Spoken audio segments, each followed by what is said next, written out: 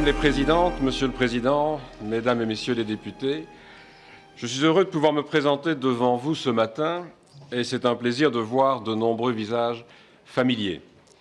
Aujourd'hui, je souhaiterais parler de la manière dont nous allons travailler ensemble, si vous me faites confiance, dans le cadre de la mission qui m'a été confiée par la présidente élue, Madame von der Leyen. Celle-ci m'a chargé de diriger les travaux de la Commission sur l'état de droit, la justice et la protection des consommateurs. Comme vous le savez, je suis un ancien parlementaire et j'ai un profond respect pour le rôle du Parlement européen. Je mesure la valeur de votre contribution au projet européen. Vous me permettrez de débuter mon intervention par deux réflexions de nature plus personnelle. La première, qui m'est chère, est celle de la place de l'Europe dans le monde. Lorsqu'il y a 20 ans, j'ai été nommé ministre pour la première fois, l'Europe était divisée, luttant pour faire face à l'impact de la chute du mur. Au cours des 20 dernières années, beaucoup de choses ont changé et nous pouvons être fiers et heureux de ce qui a été réalisé en Europe. Nous menons des politiques et adoptons des législations pour le bien-être des citoyens au lieu de lutter pour des territoires. Nous préservons notre diversité à travers nos cultures et nos langues. Si j'ai l'honneur d'être confirmé en tant que commissaire européen, je m'engage à travailler avec vous de manière déterminée pour approfondir l'intégration européenne. Je suis parmi ceux qui veulent plus et mieux d'Europe. Si nous voulons exercer une influence sur un ordre mondial qui évolue, nous ne pourrons y parvenir qu'en étant unis. La réalité à laquelle nous sommes confrontés est que le monde qui nous entoure est devenu plus fracturé, plus instable. Les valeurs que nous portons sont menacées par ceux qui cherchent à revenir à une rhétorique nationaliste et populiste qui devrait appartenir au passé. Elles sont menacées par des nations qui cherchent à dominer et non à coopérer. Notre tâche principale est de protéger les réalisations de l'Union européenne, la paix, la sécurité, le bien-être, mais aussi de promouvoir nos valeurs communes, notre soutien aux institutions multilatérales, à la croissance durable et au progrès social. Nous devons être résolus à défendre partout l'état de droit, la démocratie et les droits fondamentaux. Cela exige de nous que nous fassions de même au sein de l'Union européenne. Ma deuxième réflexion est encore plus personnelle. J'ai appris le samedi 14 septembre dernier que depuis des mois, de graves accusations étaient portées à mon encontre par une personne qui vise délibérément à me déstabiliser et à me nuire. Cette personne a en effet déclaré publiquement qu'elle voulait m'empêcher de devenir commissaire européen. J'ai nié toutes les allégations reprises dans la presse. Mon avocat a pris contact avec le parquet pour avoir accès au dossier dans le cadre de cette simple procédure d'information. Le 27 septembre, le procureur du roi, en plein accord avec le procureur général, a classé sans suite le dossier étant donné l'absence d'infraction. Mon avocat agit de la même façon suite à une nouvelle plainte déposée par la même personne. Chacune et chacun d'entre nous, nous pouvons malheureusement être exposés à ce genre d'attaques malveillantes. Je ne souhaite à personne de vivre ce que mes proches, ma famille, mes enfants, mon épouse et moi-même avons vécu ces 15 derniers jours. L'état de droit, c'est aussi la présomption d'innocence. Je souhaitais être clair avec vous à ce sujet. Mesdames et Messieurs les députés, il y a exactement 20 ans, en octobre 1999, Antonio Vitorino était nommé premier commissaire chargé de la justice et des affaires intérieures. Permettez-moi de lui rendre hommage, ainsi qu'à ses successeurs, tout particulièrement Mme Vera Jourova et M. Franz Timmermans pour leur courage, leur détermination. Si je deviens commissaire, je collaborerai très étroitement avec eux. Je suis ravi d'avoir été proposé par la présidente élue en tant que commissaire désigné chargé de la justice, y compris la protection des consommateurs et le respect de l'état de droit. Ces trois volets de mon portefeuille sont intimement liés. Ce portefeuille est construit autour des principes de confiance, d'inclusion et d'équité. Ceux-ci sont les fils conducteurs de chacune de ces politiques et seront à la base de mes actions. Honourable members, it is especially the case for the rule of law. I believe that we must project our values outside of Europe. We must uphold them inside Europe. As Commissioner for Justice, I will work with the Vice President for Values and Transparency to ensure that the rule of law is upheld across the Union.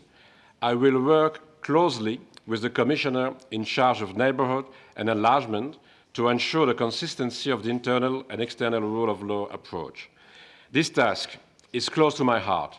As Minister of Foreign Affairs and European Affairs, I have called for a more active commitment of the European Union to protect and promote the rule of law.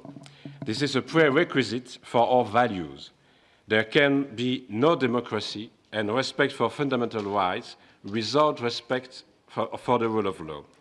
Fundamental rights are effective only if they are protected by independent courts. Democracy is protected only if courts can ensure the respect of the freedom of expression, media pluralism, and electoral rules. The rule of law creates mutual trust, so important for our internal market. Most importantly, respect for the rule of law is essential to ensure citizens' trust in the European project. Our responsibility is to preserve the rule of law in each and every member state. A number of ideas have been presented, including by this House, to give us the tools to deepen this work. In July, the Commission presented its proposals for a comprehensive European rule of law mechanism. I will promote a rule of law culture, prevent the development of rule of law concerns, and respond when necessary. I will lead this work and want to see this new mechanism up and running next year with an inclusive, non-discriminatory, and preventive annual process. This will lead to an annual report and be backed up by the Justice Scoreboard. We must use all the tools at our disposal. The monitoring will cover all member states, but will go in more depth in member states where particular risks have been identified. I will pay particular attention to ensure the objectivity and fairness of this monitoring and how we build dialogue and ensure that we share best practice to help member states. It is essential that the Parliament and the Council are fully involved. We also need to coordinate better with national parliaments. We have the same aims and ideals. Trust me, I will not hesitate to act whenever the rule of law is in danger. I will not compromise when democracy is at stake. Mesdames et Messieurs les députés, l'adaptation de nos systèmes judiciaires à l'évolution rapide du monde constitue une priorité majeure pour la décennie à venir. Le renforcement de la coopération judiciaire en matière civile et pénale est essentiel. La citoyenneté européenne et le droit de vivre et de travailler dans l'Union européenne, dans le plein respect de la liberté de circulation, doivent être préservés. Il s'agit aussi de respecter notre diversité tout en garantissant que nos différentes traditions juridiques ne constituent pas un obstacle à notre liberté ou notre sécurité. Je m'attacherai à renforcer le climat de confiance entre nos systèmes juridiques nationaux. Honourable members, concerning the European Arrest Warrant, I will continue to monitor its application and work closely with you and with member states to continue to improve it. We need to take a careful look at what needs to be done after the compliance assessment now underway. We will consider whether infringement proceedings are necessary. In light of the compliance assessment, I will also seriously consider whether to bring forward a proposal to revise the European Arrest Warrant.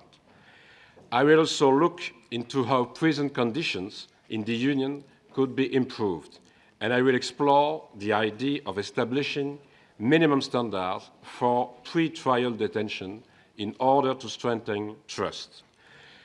Une tâche immédiate consistera à rendre opérationnel le parquet européen. Je tiens à saluer le rôle que vous avez joué dans la conclusion d'un accord sur la nomination du chef du parquet européen. J'ai été récemment en contact avec Mme Kövesi, qui, j'en suis convaincu, accomplira parfaitement la mission qui lui est confiée. Intégrer les nouvelles technologies afin de moderniser nos systèmes judiciaires et notre manière de travailler ensemble constitue un défi important. Cette tâche ouvre la porte à une justice plus efficace et plus accessible pour les citoyens. mais nous devons veiller à ce que l'application de la loi et le respect des droits fondamentaux aillent de pair. L'Europe peut être fière d'être un leader mondial en matière de protection des données et de respect des droits fondamentaux. L'une de mes priorités sera de veiller à ce que les droits fondamentaux soient pleinement protégés à l'ère du digital. J'ai l'intention de travailler avec vous afin de trouver le juste équilibre. Nous devons veiller à la mise en œuvre intégrale du nouveau cadre juridique pour la protection des données et à continuer à promouvoir nos normes et nos valeurs sur le plan international. Je travaillerai également avec mes collègues sur l'approche coordonnée concernant les implications humaines et éthiques de l'intelligence artificielle.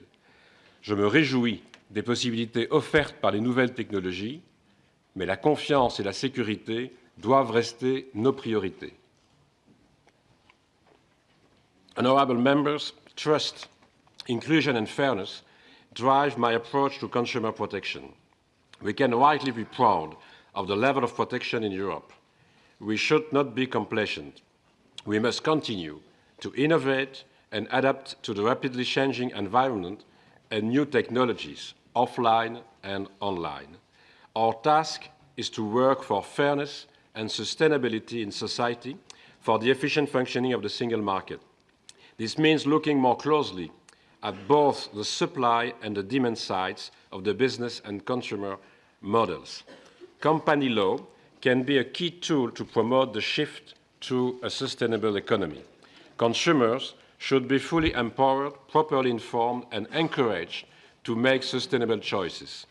Consumers individually have little power, but together they are very strong if they can act on an informed basis.